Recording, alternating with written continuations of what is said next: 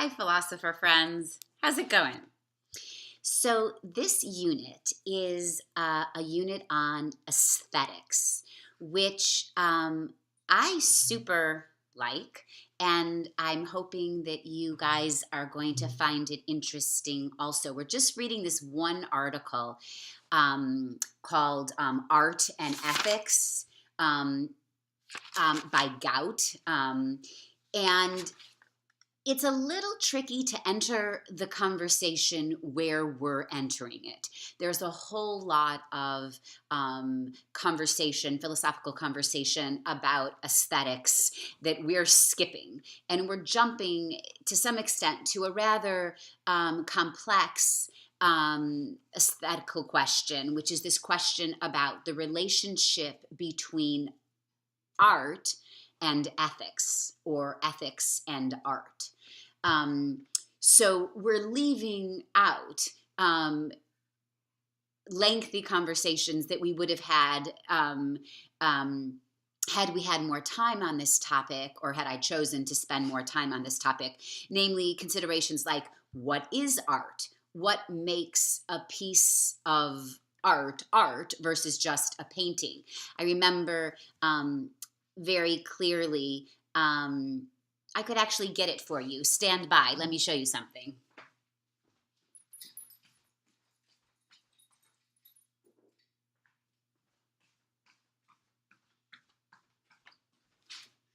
So this may or may not be interesting to you, but my children, when they were little, in particular, used to create a lot of let's call it artwork, right?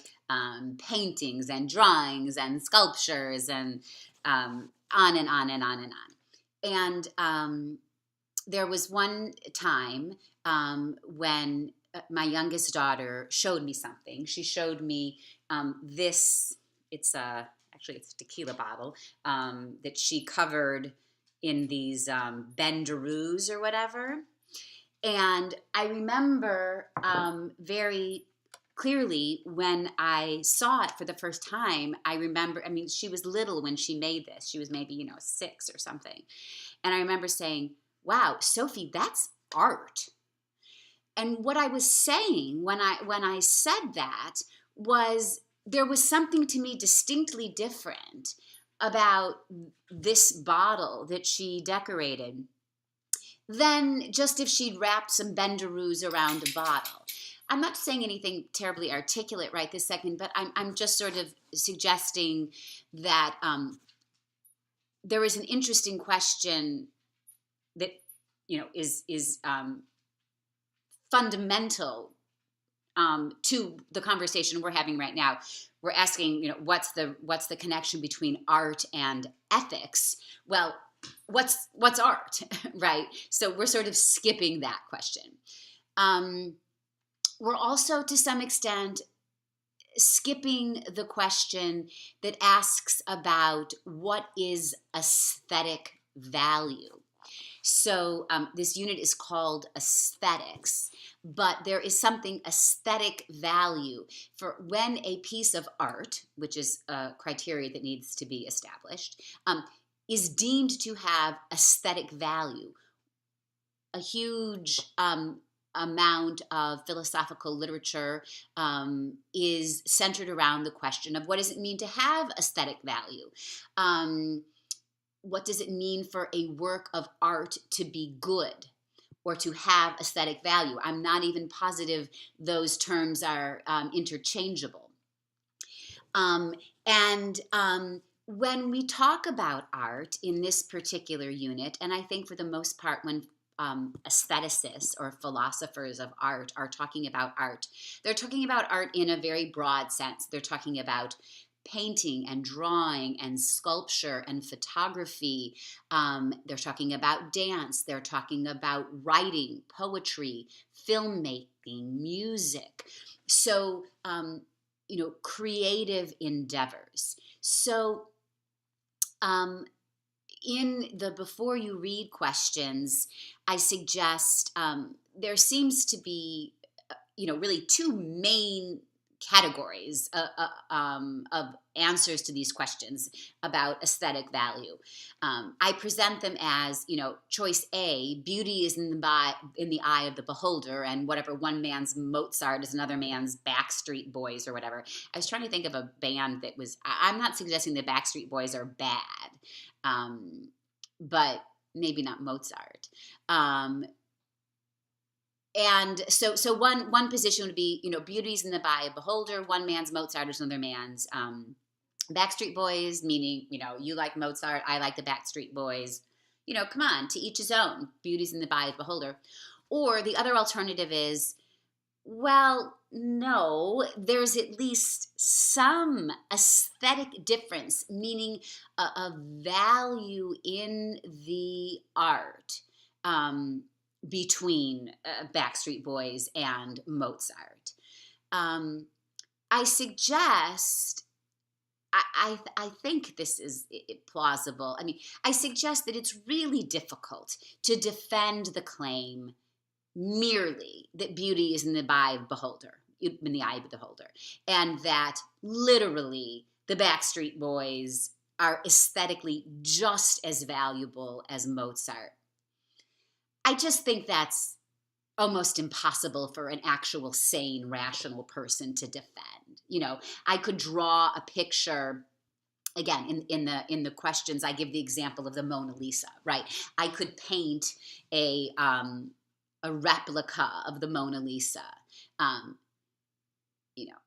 There's no way that we could hold that my version of the Mona Lisa has the same aesthetic value as, Da Vinci's. It's just, I think it's not defendable. Now, you might disagree, and you might have told me 15 reasons why. I could go, ooh, I love you, baby, ooh, oh my God, that has the same aesthetic value potentially as, Pavarotti or something. I mean, no, it doesn't. There are certain works of art that have greater aesthetic value. What it means to have greater aesthetic value, that's a complicated question that, again, we could spend weeks reading the literature and talking about the various suggestions of what criteria is present in works that have greater aesthetic value. It has nothing to do with things like, who the painter is, or that it's worth a lot of money, or that society says so. These are not things that philosophers really turn to when they're talking about aesthetic value. They talk more about the qualities of the work per se. Okay, well, we're not talking about any of that. What we're talking about is the connection between art and ethics. Namely, are the ethical flaws or merits of works of art also aesthetic flaws or merits? In other words, the content, how does the ethical content of the work of art affect the aesthetic value of the work of art? That is the question being asked. Now, Gaut talks at the beginning, right? He says that there's several questions regarding art and ethics not addressed in this article, right? So he's clear up front. These 4 things, these are interesting questions. We're not talking about these questions, right? For example, does the exposure to works of art that are ethically suspect morally corrupt their audiences, right? Does rap music make people violent? Does playing what are these video games that some of you play? Grand Theft Auto or whatever. I don't really know any of these games. Does it make you violent because you play violent video games? These are interesting questions, not what he is interested in this article. These are sociological questions. These are questions that can be studied by exploring the data. They are not philosophical questions. These are empirical questions. Okay, another question he's not addressing. What about censorship? Should we censor certain works of art because of their ethical badness? Great question. Not what Gaut is talking about. Okay, what about the moral rights of works of art, right? Do works of art have certain rights that not to change them, not to alter them, not to reproduce them? Interesting. Not what he's interested in. And then, are there parallels between aesthetic judgments and moral judgments? This I actually think is an interesting and a philosophical question. This question of what basis is morality subjective? In other words, I think a certain moral practice is morally acceptable. You think a certain moral practice is morally unacceptable. Where does the rightness or wrongness actually lie? Is morality subjective or objective? Similarly, what about aesthetic value? I find a particular painting aesthetically valuable. You find it not. Is it subjective or objective? So this fourth question that he's not addressing is a question about what are the parallels between moral judgments and aesthetic judgments. I think this is interesting. However, unfortunately, not what we're talking about. Well, what are we talking about? He finally gets to, and that's this. Are the ethical flaws or merits of works of art also aesthetic flaws or merits? And another way of wording it, is the moral stance of a work of art simply irrelevant to its merit as a work of art? In other words, what effect does the ethical depiction in the work of art, what effect does it have on the aesthetic value? That is what he is asking. And then he gives and refers often to this movie called Triumph of the Will, which you should watch if you have the opportunity. I've seen it a number of years ago. I haven't looked lately to see if you could find it on YouTube, but it almost seems like you can find anything on YouTube. Triumph of the Will is a Nazi propaganda film that was made during World War II or prior to World War II. And it's very famous for its cinematography. It's cinematographic. I don't know what the word is there, for its qualities as a film. It's very famous for being a beautifully done film, an aesthetically valuable film. However, if you consider the ethical components of it, this is a film that is promoting Nazism, right? Hello, promoting a movement that is responsible for murdering millions of innocent people. How does that fact affect its aesthetic value, or does it not? Right? So that is essentially the question that he's asking. He then is going to entertain three possible answers to this question about the relationship between aesthetics and ethics. The three positions are autonomism, that's an interesting word, autonomism, or aestheticism is the way I'm used to referring to it. Moralism, which is also sometimes called ethicism, and then contextualism, which is usually referred to as immoralism. So it's a little confusing. There's three different terms, and each of these terms have two different names. So that'll keep you on the ball there. So briefly, this aestheticism or autonomism suggests ethical flaws or merits of works of art are either never aesthetic flaws or merits, and that ethical assessment is irrelevant to aesthetic assessment. So autonomism or aestheticism, this comes from a position often known as formalism. Formalism just looks at the formal properties of a work of art. So this first position is suggesting there is no connection between ethics and aesthetics, that we need to completely separate out these questions. We'll talk more about that in just a second.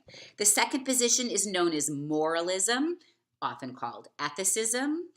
And this position suggests that works of art are always aesthetically bad in virtue of their ethical flaws. Moral works are always aesthetically bad in virtue of their ethical flaws, which means that works of art that contain ethical flaws, meaning contain morally reprehensible behavior, such as promoting torture or murder or violence or racism.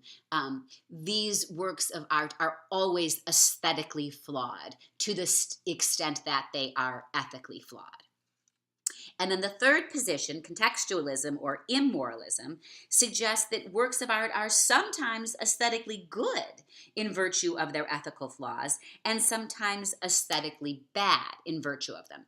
So this final position, contextualism or immoralism, suggests that there are instances in which works of art might actually be better because of the moral flaws, because of what those moral flaws encourage us to do, the engagement that we have with a particular work of art when it is morally reprehensible might actually increase the aesthetic value of the work. So 3 different positions. All right, so then he talks about what makes something an ethical flaw. He says that has nothing to do with affecting audiences. Flaws deal with the intrinsic properties of the work. A work is ethically flawed just in the case that it manifests ethically reprehensible attitudes. So, for example, like I said, glorifying torture, celebrating sexual abuse. I don't think we need to spend a whole lot of time. We did finish the ethics unit already, establishing that things like this are bad, immoral. And so if something is ethically flawed, it contains some component of morally reprehensible attitude. Okay, so let's just talk a little bit more specifically about these 3 positions, and then finally the position that Gaut comes upon himself. So this first one, autonomism or aestheticism, suggests ethical flaws or merits are never aesthetic flaws or merits, that ethical assessment is irrelevant to aesthetic assessment. 2 totally separate thing. It makes no more sense to evaluate the ethical components of a work of art or to talk about the relationship between its aesthetic value and its ethical nature. That doesn't make any more sense than it does to talk about, the ethical implications of the number 4 or something like that. Just, it's not a part of aesthetic evaluation. However, he says, look, this just isn't the case. Ethical components do have an effect on the way in which we experience a work of art. So he ultimately rejects aestheticism and says, look, these works of art do have ethical components. Why do we need to ignore them? They're part of the work of art and they have an effect on the aesthetic value. So you yourself might want to hold this position. That's completely fine. You would then need to say what it is you are going to evaluate if it has nothing to do with the content, and um, and that is aestheticism. Contextualism or immoralism suggests that works of art are sometimes aesthetically good in virtue of their ethical flaws, and sometimes aesthetically bad in virtue of them. The ethical flaws of works are sometimes aesthetic merits and sometimes aesthetic defects. Here he says, look, sometimes we praise artworks because they are subversive or transgressive, right? That works of art that encourage us or motivate us to question our own ethics. These works of art that contain these ethical components, sometimes having morally questionable depictions in art, urge us in an important way to think more deeply about the work of art, which might be part of what makes something aesthetically valuable, right? This goes back to that question of what makes something aesthetically valuable. Are you just supposed to look at it and say that it's beautiful? Is art supposed to do something? Is it supposed to elicit a reaction in you? Because if it is, then sometimes morally reprehensible things do elicit a reaction in you. And if we read, I took a seminar in graduate school on aesthetics in which we studied a lot of this immoralism, which is this position. And we read Lolita, which I talked about this in the questions that you guys talk about. The book Lolita by this writer named Nabokov, it's probably one of the most beautifully written books that I've ever read. The language is just amazing, but it's horrible. It's about pedophilia. It's about a man, a grown man, having sexual relations with a young girl. It's disgusting. I read it when my children were little, and it was like, it made me want to vomit. It was morally reprehensible. It is a morally reprehensible text, but it's beautiful. And somehow the fact that it's disgusting and beautiful at the same time, people who support this notion called immoralism or contextualism would suggest that the juxtaposition of the horror and the beauty make it more aesthetically valuable. When something disgusting can be beautiful, that is potentially more aesthetically valuable when something beautiful can be beautiful, if that makes any sense. The final position, which he calls moralism or ethicism, is the position that Gaut actually supports. And this he calls actually moderate moralism, where he says works of art are always aesthetically bad in virtue of their ethical flaws. A moral flaw in a work is an aesthetic flaw, so long as the ethical flaw is is aesthetically relevant, right? So he gives that example of, at the end of a book, you could just, write a list of, 10 terrible things. So it's part of the work of art. But he would say, well, in that instance, the ethical component doesn't have an effect on the aesthetic value because the ethical component isn't aesthetically relevant. So when the ethical component is aesthetically relevant, then a work of art is ethically bad in virtue of its ethical flaw. He says that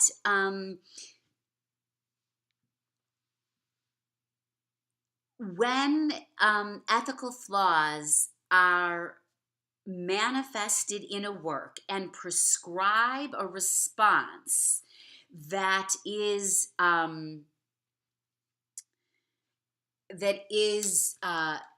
morally reprehensible. So when a work of art endorses a morally reprehensible attitude, this manifests itself in an aesthetic flaw along with the moral flaw, the ethical flaw. It's a lot of words to try and spit out. So his position gets a little complicated with this notion of the merited, what response is merited. But basically, he suggests that, right, a tragedy merits sadness and upset. What else does he tell us? That tragedies merit blah, blah, blah, happens to audiences, horrified, response may be unmerited. That a horror film should invite horror. But when a work of art manifests a response that isn't merited, so when sexual torture is celebrated as if it should be erotic, or when racism or sexism is seen upon in a comedic way, then we have we have a work of art endorsing morally reprehensible responses. And his suggestion is that when works of art elicit morally reprehensible responses, that is an aesthetic flaw in the work. And this is the position that he is endorsing. So what I'm really inviting you to do is to think about it. You guys, I think, have been exposed to quite a bit of art, right? Film, video games, music, paintings, drawings, whatever.